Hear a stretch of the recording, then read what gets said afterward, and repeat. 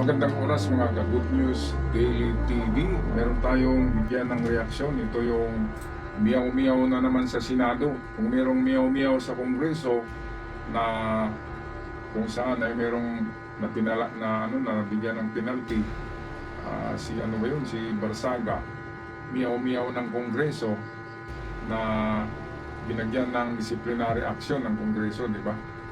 Hindi binigyan ng isang buwan yata na sweldo. Ayun, hindi na nagmiyaw-miyaw eh. Aw na lang eh. Ngayon ay meron na naman miyaw-miyaw na nag-apply sa Senado. Walang iba kundi si Amy Marcos, aka Dababalina Amy Marcos. Nagmiyaw-miyaw siya eh. Kapag miyaw-miyaw, baka lalong bababa yung kanyang baba, di ba? Baka sobrang magiging babala. Kaya ito yung kanyang miniyaw-miyaw ni Amy Marcos na sinabi niya na itong silang pinlakson daw ay pinagbawalan na mabanggit ang pangalan ni PBBM, ni Pangulong Marcos sa mga hearing sa Senado, sa Blue Ribbon. Pinagbawalan daw. Kaya nagalit si Ping Lacson. Ito, mapakinggan natin, nagalit eh. Si Ping Lacson dahil sa miyaw-miyaw na naman. Itong term na miyaw-miyaw, yan yung mga taong nagsasalita ng walang kakwenta-kwenta, kaya miyaw-miyaw lang eh. Hindi maintindihan eh. Miyaw-miyaw nga lang eh. Grabe naman itong mga DDS, no? Sobrang ano sila, itong mahilig silang maninira. Siraan nila.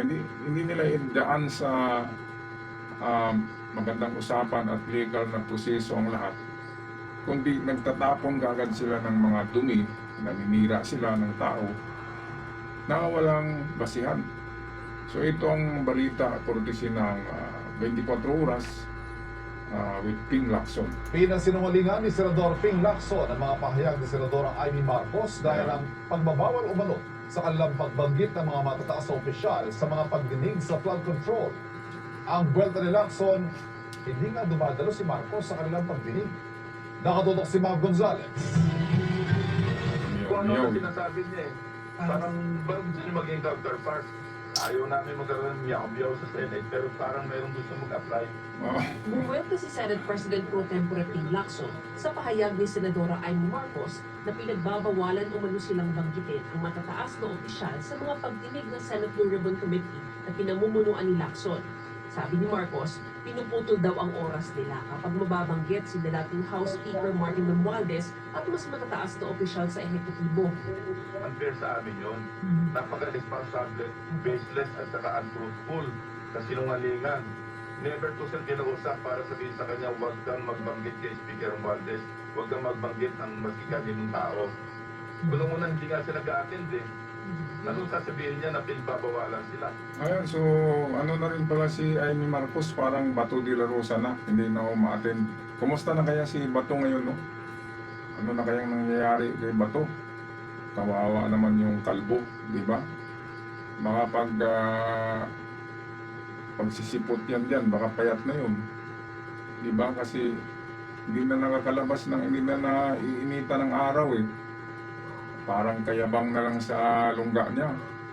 Baka pumuti na si Bato ngayon. O baka nagkabuhok na, baka nagpa-hair transplant at hindi na makilala, di ba? Bakit ganun? Sobrang takot ni Bato. Wala pa nga yung ICC, nagtago na. Sobrang namang advance yung kanyang intelligence. Yung kanyang intelligence group ay baka mga ano yun eh. Baka hindi intelligence. Baka hindi intelligent ha. Yung intelligence ay dapat intelligent. Di baka moronic intelligent, di ba? Baka anong tawag diyan? Yung mahinang klase, sobra naman. Wala pa ngayong ICC ay kung ano-ano nang nire-report kay Bato, kaya tago ng tago. Balik tayo dito kay Ping Lacson sa kanyang sagot sa mga miyaw-miyaw ni Amy Marcos. Itong si Amy Marcos pala, grabe pala ang mukha nito nung nung kabataan niya. Ang layo-layo kay Imelda, ang layo-layo kay Marcos. Kaya nga yung vlog ko na tungkol kay Amy, kung talagang anak to ni ni Marcos ay napakalaki ng view eh. Nasa 300,000 views yata yun. Yung ang ama nito daw ay si Lacson. Lacson daw na baka lolo ni Ping Lacson yun. Nagpa-plastic surgery na pala to eh. Yung ilong niya ay niritoki, yung kanyang babalina dito, binawasan. Grabe pala to kababalina noon. I-search nyo sa Google, Amy Marcos Young. Yung bata pa siya. Makikita niyo ang itsura niyan. Kala natin ganyan maganda na yan. Eh, hindi pala eh. Eh kung naninira siya, eh sisirain din siya. Natin. Di ba? Papakita ang totoong muka. Eh, hindi yan yung muka niya eh. Tapos ang lakas-lakas niyang maninira, no? Grabe.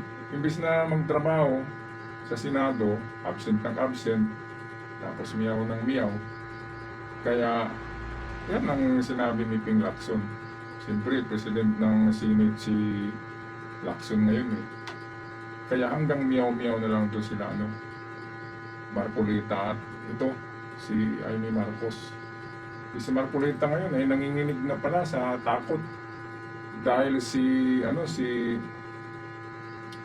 yung babae Sara Diskaya ay nagsalita na ngayon na matapang na dapat hindi lang sila ang makulong, dapat din yung mga binigyan nila.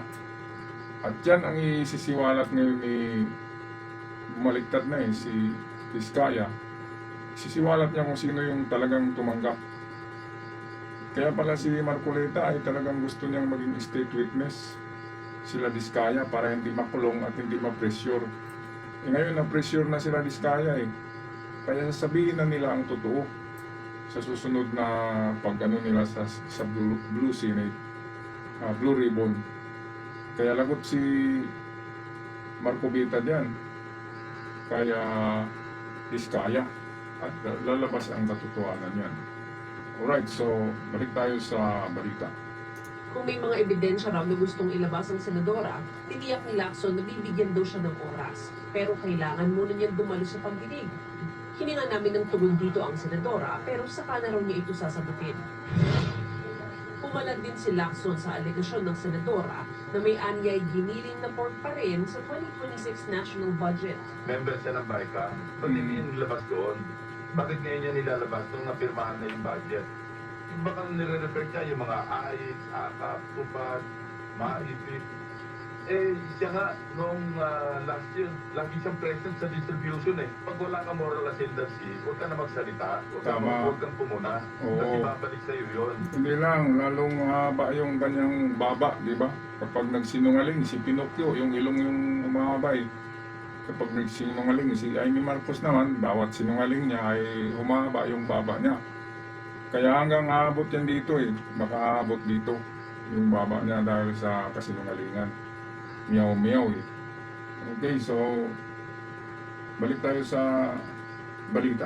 Ang ganitong anyay pag-epal ng mga politiko sa pamimigay ng ayuda ang dahilan ng inilagay nilang special provision sa budget na takas ang nagbabawal nito. Hindi rin alam ni Lacson ang sinasabi ng senadora na baka magamit ang pondo para itulak ang impeachment ni Vice President Sara Duterte. Ayan, so yan na naman. Ang pondo ay gamitin sa impeachment. Hindi naman kailangan ng pondo ang impeachment dahil mayroong impeachment committee. Nandyan ang Kongreso, nag-file ng impeachment. Hindi na yung kailangan mabayaran pa. Trabaho ng Kongreso yon at Senado. Ang layo-layo talaga. Basta lang naninira eh.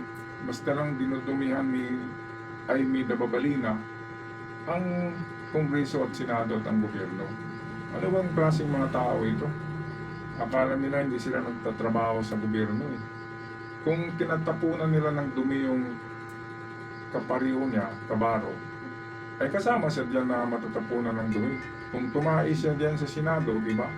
Lahat sila mga ngamoy diyan. Diyan ka tumai. Kaya ayan yung kasabihan na huwag kang tumai sa bakuran mo. Kasi mga ngamoy ka.